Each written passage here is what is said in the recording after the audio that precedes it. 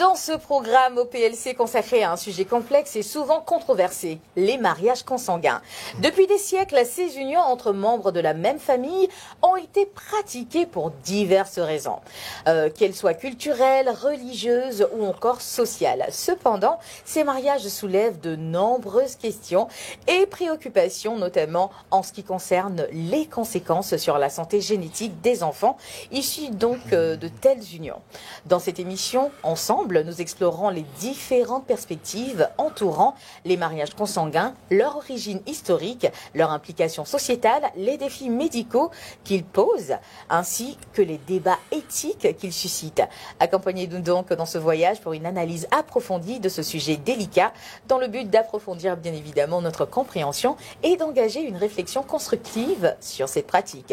Pour ce faire, comme je vous le disais à l'intro, nous avons invité un invité de poids, puisqu'il s'agit donc d'un médecin. Il s'agit ici du docteur Diomandié Sadia, qui est là pour entretenir le sujet avec nous. Encore bienvenue. Merci. Et merci de nous faire l'honneur de votre présence. Mais on n'a pas encore abordé le volet médical. Voilà, les inconvénients, tous les inconvénients. Donc, tout à fait. Parce que quand on va commencer à comparer les inconvénients aux et puis avantages, le mariage, c'est-à-dire on va voir que le mariage risque de peser moins lourd que les inconvénients d'un mariage. D'accord. Sans compter les anecdotes qu'il y a. Et parlons donc de ces inconvénients-là, docteur. C'est pour ça que vous êtes sur ce plateau. Oui. Les inconvénients du mariage consanguin. Les inconvénients sont d'abord médicaux. Médical. Mais même quand vous n'êtes même pas de la même famille, on vous demande même de faire des examens prénuptiaux. Ouais. C'est-à-dire, vous ne vous connaissez pas, vous n'êtes pas de la même famille, mais on vous demande de faire des examens pour voir si vous êtes compatible. À plus faire raison, vous êtes de la même famille. Donc, on voit que c'est très important de se connaître, de faire des examens, parce que cela découle des mariages consanguins, découle vraiment des conséquences très dramatiques, à savoir des maladies génétiques, héréditaires, qui sont dans la famille, et même des malformations, même des troubles du développement chez l'enfant. Beaucoup d'enfants naissent avec vraiment un retard mental, des troubles du développement du comportement. Et si on met en cas les maladies héréditaires qui sont vraiment beaucoup fréquentes dans ces zones. Quel type de maladie héréditaire? Par exemple, la drépanocytose. Oui. Quand tu vas au nord, au Guinée, dans la région qui pratique, mes parents, là. Voilà, qui pratique la maladie consanguine. Parce que si ma cousine a le trait de la drépanocytose et moi j'en ai, je ne peux pas manifester la maladie parce que le caractère est récessif. Quand on dit récessif, ça dit j'ai l'allèle, les gènes de la drépanocytose, mais je ne manifeste pas la maladie. D'accord. Maintenant, si elle et moi, on se met ensemble, sachant qu'on a des gènes récessifs, forcément, parmi nos enfants, les gens vont faire le caractère dominant et vont faire ces maladies. C'est vraiment atroce de recevoir un enfant qui fait la drépanocytose. Cette douleur, c'est pas... il ne peut pas expliquer sa douleur. Il te dit c'est quand tu prends un marteau pour taper sur sa jambe. Wow. Tellement c'est atroce et ces personnes, les femmes graves ne vivent pas longtemps. Et chaque jour, chaque semaine, chaque mois, tu seras en train de venir à l'hôpital avec ton enfant parce qu'il a mal et on ne peut pas faire grand chose pour calmer cette douleur. Et la mère, elle est là, elle est très triste, mais elle va faire comment? Donc, les conséquences sont vraiment dramatiques. Donc, à part la drépanocytose, il y en a plusieurs maladies. Si on prend par exemple, à côté chez nous en Guinée, il y a un célèbre Atis, qu'on connaît tous, on dit Grand P. Lui, il a une maladie qu'on appelle la progéria. C'est une maladie qui entraîne une accélération du vieillissement. Donc, imagine ça, c'est un gène qui s'est manifesté. C'est vrai que c'est rare, c'est très rare. Et il y a plusieurs maladies comme la trisomie qu'on a ici, les enfants trisomiques, les syndromes nucléaires et plein d'autres, on peut en citer. Même la thalassémie, c'est un cousin de la drépanocytose. Donc, lorsque tu te maries avec, vous faites un enfant, tu envoies la moitié de ton patrimoine génétique et l'autre envoie la moitié. Et quand on fait un enfant, c'est un risque parce qu'on ne sait pas quelle lettre qui va sortir. Donc, mais si vous savez déjà dans la famille qu'il y a déjà certaines pathologies, mieux vaut éviter que c'est peut-être là. En fait, c'est gagner, gagner, perdu, perdu. Voilà, vous ne savez pas quel enfant va sortir. Il peut sortir mal formé, il peut sortir joli, il peut sortir intelligent, il peut sortir délinquant, on ne sait pas.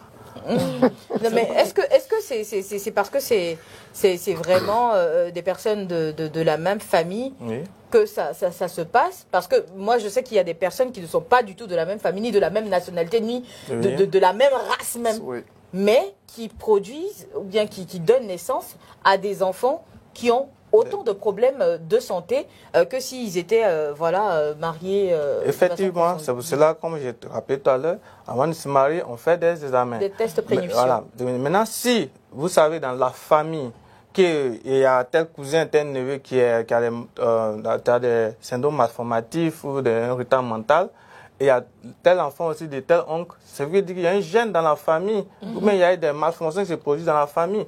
Maintenant, si vous mariez cela, c'est pour ça, si on veut entrer dans les recommandations, peut-être qu'on va voir plus tard, mais il faut voir un généticien qui va faire un karyotype pour voir dans vos gènes et détecter souvent même certains gènes responsables des maladies héréditaires. Que vous ne soupçonniez même pas. Parce que vous ne faites pas Et qui en fait?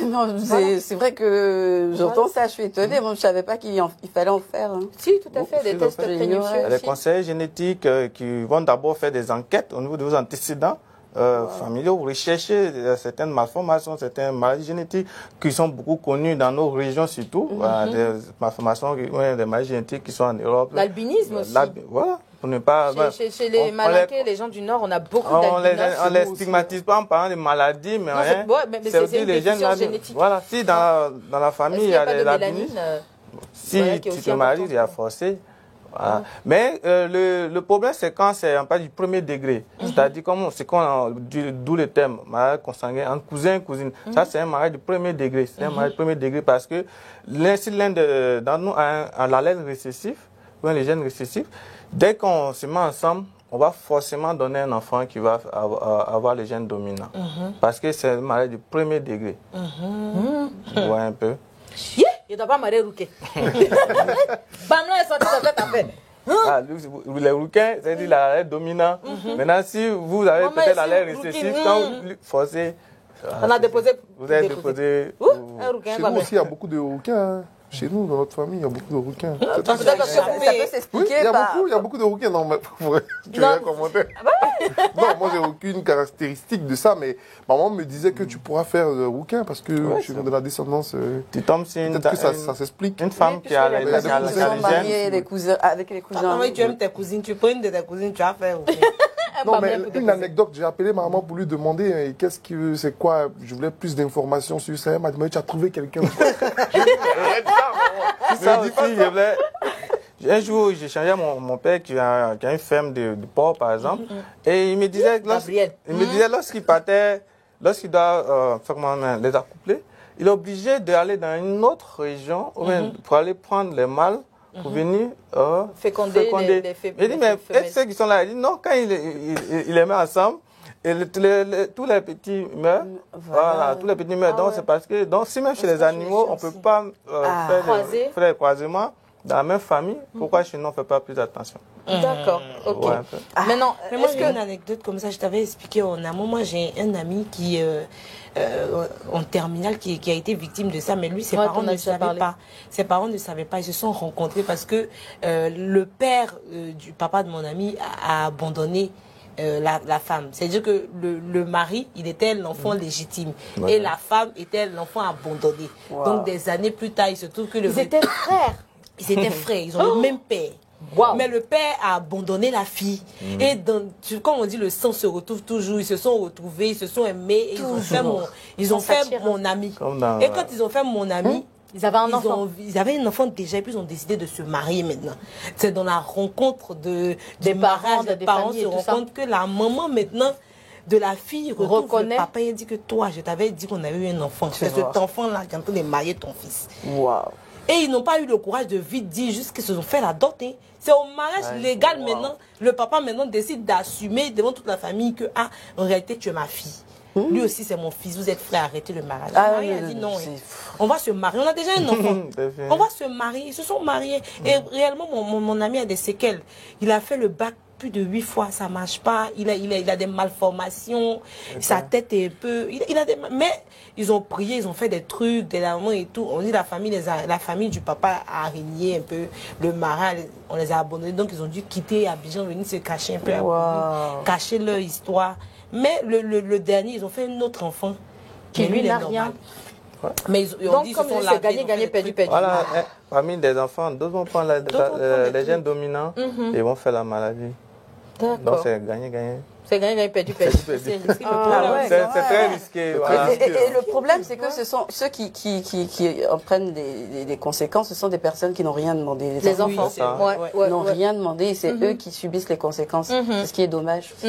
Et légalement ici, parce qu'on est en train de parler de quelque chose quand même qui mine notre société, parlons des mariages consanguins, ce n'est pas interdit. Ce n'est pas interdit. Non. Le mariage cousin-cousine, en Afrique, je ne pense pas que ce soit possible d'interdire cela. Voilà. Par contre, l'inceste, oui, c'est interdit. Mais un mariage entre un cousin et une cousine, il ne l'est pas. Même en Côte d'Ivoire, ici, il ne l'est pas. Mais ce n'est pas recommandé. Pas recommandé pour les raisons diverses que le médecin, le docteur Dumondi vient de donner ici sur ce plateau. On a parlé donc des possibilités de maladies génétiques. Il y a même une dégénérescence au niveau, comme par exemple la maladie de Grand-P, voilà, des cellules et tout ça qui vieillissent beaucoup plus vite. Il y a pas mal de maladies, la trisomie 21, il y a d'autres maladies. Pardon? On peut en citer. Oui, on peut en citer si possible.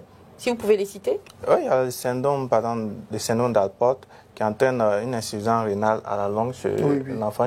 Il y a même le syndrome un peu fibrose kystique qui agit sur le poumon, les intestins. Donc, c'est des gènes qui vont entraîner des maladies précoces chez l'enfant. Et ça fait mal que, comme elle a dit, quelqu'un qui n'a rien demandé, et tous les jours, vous êtes en train de l'accompagner.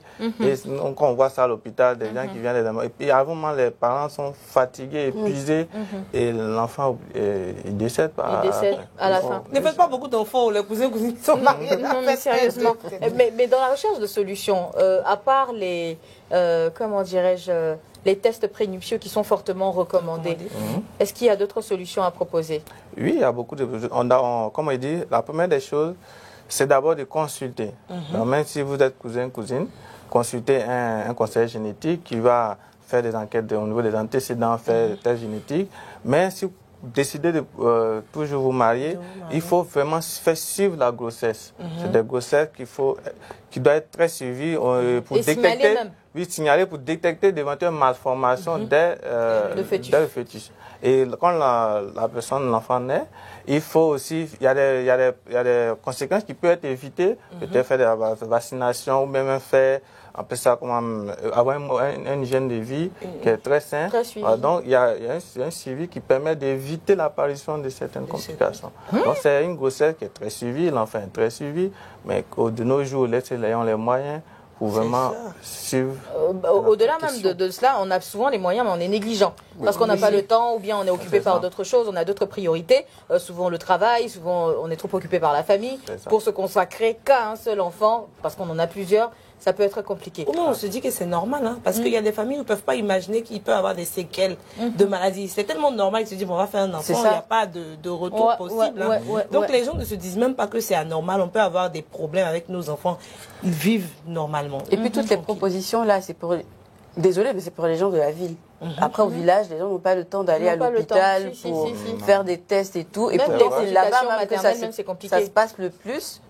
Mais justement, est-ce que du coup, ça peut être compliqué. Il n'y a pas de tradition, il n'y a pas de médicaments traditionnels comme chez nous, on a dit on vous attrape, on vous lave et tout. Non, c'est pas une question de vous attraper. Non, vous mariez en même temps. C'est pas une question pour vous attraper.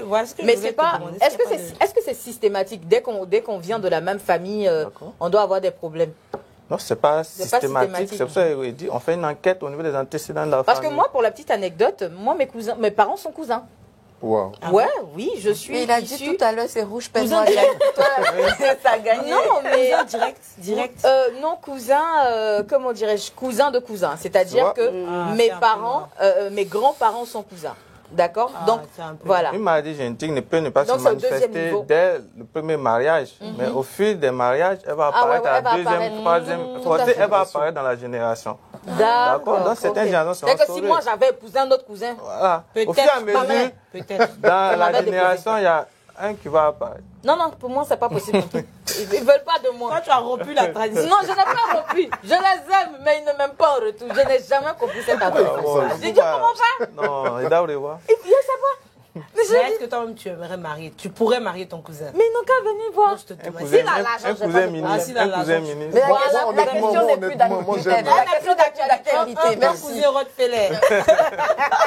C'est là moi, je n'ai pas de problème avec ça. Moi, je crois que je peux marier un cousin, une cousine. Et si elle est bien, en tout cas, si elle respecte et puis elle remplit les qualités comme moi j'aime, là, bien, il n'y a pas de problème. Qualité de 70-30. 70-30, si elle peut financer le mariage à 70%, il n'y a pas de problème, mais ça marche. Le format, oui. Franchement. Skinny, ça marche. Mais moi, je vois vraiment aucun inconvénient à épouser son cousin ou sa cousine si on est tous les deux conscients de tout ce que ça implique. Moi, je vois. Tu dis quoi? Non, si on est deux, si on est conscient, non, pour aller comment dirais-je, parce au bout de mon les risques dont nous sommes vraiment contre. Parce que forcer, voilà, on ne va pas jouer à la loterie, sachant que, voilà, c'est comme on peut la roulette russe, c'est qu'il y a une balle qui peut te tuer. C'est excitant. Non, sérieusement. Moi, je suis pas contre. Je suis pas contre. Pourquoi? Si les deux intéressés, si les deux personnes concernées sont pour, j'ai aucun souci. Vous voulez vous marier, il n'y a pas de souci. Tant que vous connaissez les conséquences. Les conséquences, c'est même pas sur le plan génétique, au fait. Les conséquences, c'est quand ça chauffe, là, tu as envie que ton papa aille frapper, ou bien ton frère aille frapper ton mari. Souvent, ça arrive. Tu as envie qu'on te défende. Mais sauf que quand ça chauffe, là, c'est dans la même mamie que vous êtes braisé. Oui. C'est sur le même feu que vous êtes braisé. Parce qu'on vous fait asseoir et puis on vous sermonne comme il se doit. Et puis on te dit, on continue. C'est pas affaire de dire non, on va faire réunion de famille. On n'a pas besoin de toute la famille. Une seule personne, soit c'est la mère qui vient, soit c'est le père qui vient. Qu'est-ce qui se passe ici? Parce que c'est le père à vous deux, c'est la mère à vous deux. Il vous recadre. Quand ça se gâte aussi, ça laisse des marques indélébiles dans la famille. Mais vraiment des stigmatisations, ça te laisse des cicatrices. Souvent, il y a des familles qui ne se sont plus jamais retrouvées. Moi, j'en connais par exemple, il y a de bons, bien il y a de mauvais. Je connais une famille par exemple, ça c'est pas le bon exemple, parce que c'est Bandé Niafourou et aujourd'hui, de plus en plus de malinqués sont contre ça, parce que les hommes ne font pas, excusez-moi les tontons, les tatas, les hommes ne font pas d'efforts en ce qui concerne les mariages en famille. Pourquoi? C'est-à-dire que le monsieur, il n'est pas apte à prendre soin de sa famille, il n'est pas apte à prendre soin de ses enfants, mais il sait que ça va pas aller quelque part, parce que c'est dans la même famille. Et même quand tu vas te plaindre chez ta tante ou bien chez ton oncle, parce que oncle beau ou bien tante belle, c'est ton frère, réglez ça entre vous là-bas. Et on va toujours minimiser tout ce qui va se passer. Et il y a des femmes qui ont été battues jusqu'à la mort et elles n'ont pas pu quitter le foyer. C'est le côté malsain de la chose que je regrette. Sinon, à part ça, ça se pratique chez les Maghrébins, au Maroc, en Tunisie, les pays arabophones, c'est très, très répandu et ils ont de moins en moins de problèmes. Et je pense que c'est parce qu'ils tiennent compte de pas mal de facteurs avant de pouvoir s'engager. Avant de pouvoir s'engager. Donc, pour moi, c'est un plus si on sait comment l'utiliser. Et si on sait, par exemple, que les deux se sont mariés, ils sont cousins, on va devoir peut-être sauter quelques générations avant de revenir, ou bien si on part, voilà, il faut qu'il y ait quand même un arbre, parlons de recommandations, il faut qu'il y ait quand même un arbre généalogique qui soit tracé au niveau de la famille pour savoir qui ne doit pas aller avec qui, à quel moment. Quelle complication. Moi, non, c'est pas une complication. Non, c'est pas pour dire chacun. On ne peut pas interdire. On ne peut pas interdire. On ne peut pas calculer comme ça. Non, tu ne peux pas interdire. On ne peut pas interdire. On ne peut pas interdire, mais au moins quand on sait, quand le cousin sait qu'il veut de telle cousine, on vient et puis on regarde ensemble dans la famille. Est-ce que leurs parents eux-mêmes n'avaient pas été cousins et cousines, voilà, pour pouvoir éviter on fait tout ça et puis c'est vrai. On dit non, il y avait des problèmes et puis ils veulent quand même se marier. Donc là, on va faire des tests prénuptiaux. Et c'est le moment d'attirer aussi l'attention de tout le monde sur cela. C'est pas parce que vous n'êtes pas cousin et cousine qu'il va pas vous arriver ce qui arrive. Là, je suis d'accord. D'accord. C'est la raison pour laquelle je n'ai même pas envie de me baser sur les mariages consanguins pour dire oui, c'est parce qu'ils sont mariés aux cousins que c'est arrivé. Non, c'est parce qu'ils n'ont pas fait de test consanguin, test prénuptiaux. Parce que s'ils avaient fait leur test prénuptiaux, on n'en serait pas là. On se serait rendu compte, par exemple, que voilà, telle personne ne doit pas aller avec telle personne parce que. Tout simplement. Parce que moi, comme j'ai dit, je suis au 2e degré de mariage consanguin.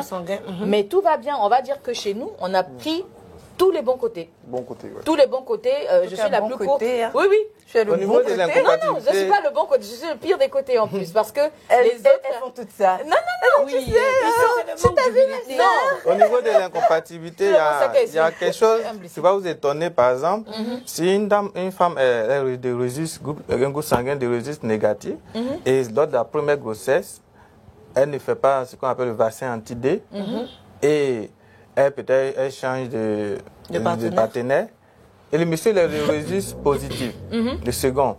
Lorsqu'ils vont se mettre ensemble et vouloir faire un enfant, l'organisme va refuser tout l'enfant, le spermatozoïde du monsieur. Ah bon? Pourquoi? Parce que elle est de registre négatif et lui il est de registre positif. Son corps ne reconnaît pas les registres positifs. Donc ils vont tuer tous les spermatozoïdes là. Lorsque l'enfant va commencer à se développer, le sang de l'enfant passe par la mère, il y a un échange. Donc le sang positif de l'enfant, si l'enfant qui est conçu il est de registre négatif, il n'y a pas de problème parce que c'est le même sang avec la mère. Mais si il est de registre positif, puisqu'il échange le sang, les anticorps de la mère vont attaquer l'enfant et tuer l'enfant. Donc ça c'est une sorte d'incompatibilité. C'est pour ça que c'est bon les examens prénitaux. Les examens prénitaux. Il y a combien de personnes qui font ça à part ceux qui vous êtes avec le monsieur, vous faites des fausses couches à répétition, il faut faire des examens. On ne se sépare de lui ou bien on peut trouver une solution. Vous êtes obligé de vous séparer. Il va partir. Parce que vous n'allez pas. Les enfants qui vont rester, c'est les enfants de registre négatif. Parce que la mère est registre négatif. Tous les enfants qui viennent dans le registre positif, elles vont avoir des fausses couches. Donc, en tout cas, c'est pour comme ça et on accuse toujours les femmes quand il y a des problèmes pour faire les enfants. Donc, il y a tellement au niveau de l'incompatibilité. Pourtant, il y a un gros problème derrière. Mais c'est que si tu commences à me plaindre, allons faire test. Oui, c'est ça. Fort et tout puis à fait. C'est important. La première des choses, c'est d'aller faire des tests. Si tu penses que tu as des vues sur quelqu'un, la première des choses, c'est de faire un test prénuptial qui pourra déterminer. Donc, pour moi, il n'y a véritablement pas de problème au niveau des mariages consanguins. Si on est tous les deux aptes à aller faire nos tests prénuptiaux, à prendre nos précautions pour s'assurer que voilà, il n'y aura pas de maladie dégénérative ou bien il n'y aura pas de maladie congénitale ou encore d'impact sur notre santé. Dans toutes les cousines là. Par contre, dans toutes les comportements. C'est ta cousine qui t'intéresse. Moi, je ne comprends pas ça là seulement. C'est une question d'amour. Autant de femmes sur la planète, autant on a terminé pour le sujet. L'amour, c'est l'amour. Non, pardon. J'aime ma cousine, j'aime la Marie. On a terminé pour le sujet. On espère que vous avez pris bonne note de tout ce qui a été dit sur ce plateau. C'est bon, c'est pas bon, ça dépend de vous. Comment vous devez gérer votre vie de couple, c'est à vous de voir. Mais le mariage prénuptial, le test prénuptial, il est d'une importance capitale si vous voulez véritablement aller loin. Comme on dit, qui veut aller loin ménage sa monture. C'est donc sur cette note que nous terminons avec ce sujet, les mariages consanguins.